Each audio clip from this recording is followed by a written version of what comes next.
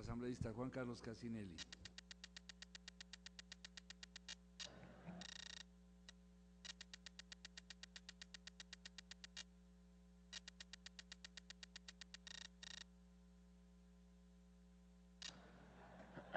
Muchas gracias, señor presidente.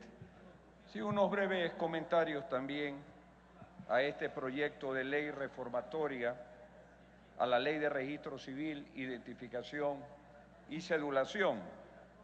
Me parece muy oportuno que se haya abordado el tema de la desmaterialización de los documentos. Más vale el Ecuador se había quedado rezagado en muchas materias relacionadas con lo que es la responsabilidad del registro civil. Por suerte, en los últimos años, tecnológicamente, el registro civil ha repuntado nuevamente y vuelve a ser lo que siempre debió ser, un instrumento de registro de una serie de datos de los ciudadanos, y la desmaterialización se vuelve totalmente oportuna. Me preocupa, en el caso de la responsabilidad que hoy ya van a tener los representantes diplomáticos, el hecho de que hay un tratamiento digital para el caso de la cedulación en territorio fuera del Ecuador y un tratamiento distinto para el caso de las partidas de nacimiento u otros documentos.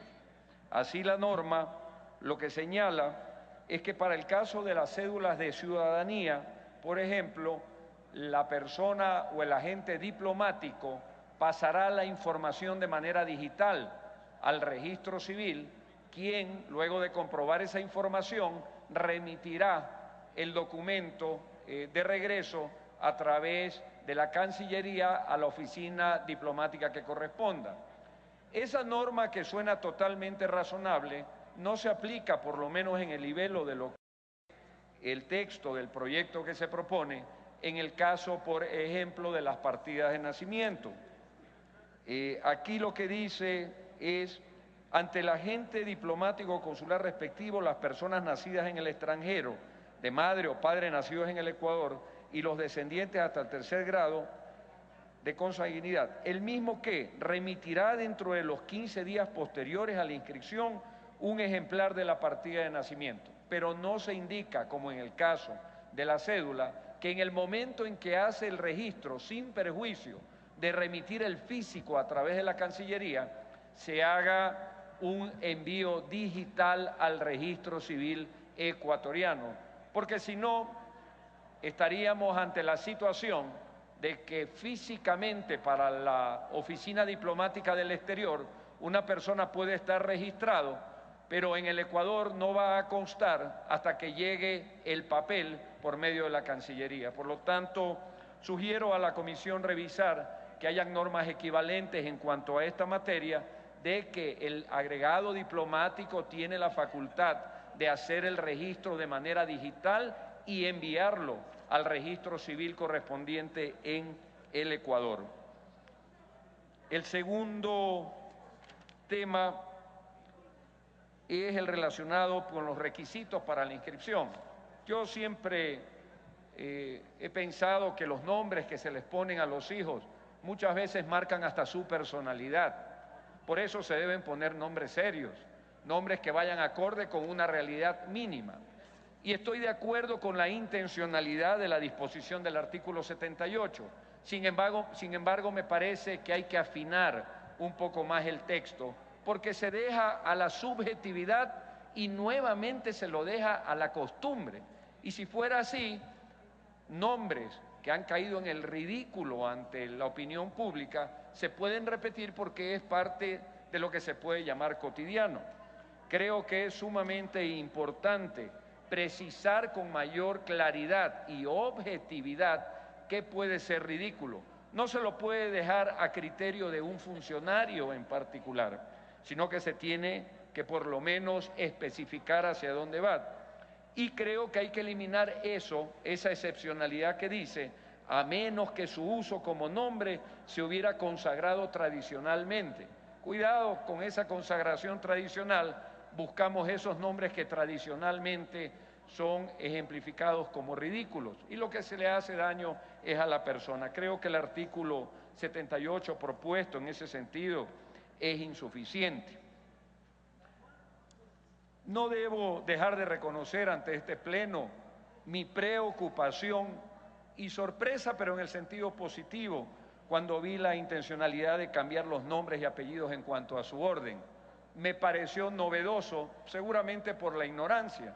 Inmediatamente consulté en legislación comparada y he encontrado que esto que se propone en el Ecuador, de poder tener una alternabilidad de escoger voluntariamente por parte de los padres el apellido paterno o materno, y que además es acorde a la nueva Constitución, ya se hace como una práctica común en otros países, países del primer mundo, de constituciones muy avanzadas. Por ejemplo, la española, que desde el 2013 reforma ya esto y lo pone en vigencia con mucha más fuerza. Me parece que bajo el mismo principio, siempre precautelando la seguridad jurídica, bajo el mismo principio de que no debe existir una prevalencia en favor del hombre frente a la mujer, porque además así lo consagra la Constitución, bajo el mismo principio, en el caso en que no se llegue a no comparto el criterio de que en el caso de que no se llegue a un acuerdo, tiene que ir primero el apellido paterno y después el materno. Me parece que eso vuelve a inculcar la injusticia de la que estamos hablando en el antecedente. Por lo tanto, me permito sugerir a la Comisión lo que ya reza en la legislación española. Cuando el padre y la madre no se ponen de acuerdo, los apellidos que prevalecen son los que corresponden en orden alfabético, independientemente si es el padre o la madre el que va primero. Porque si no hay acuerdo, ¿por qué le voy a dar al padre la potestad y se la quito a la madre?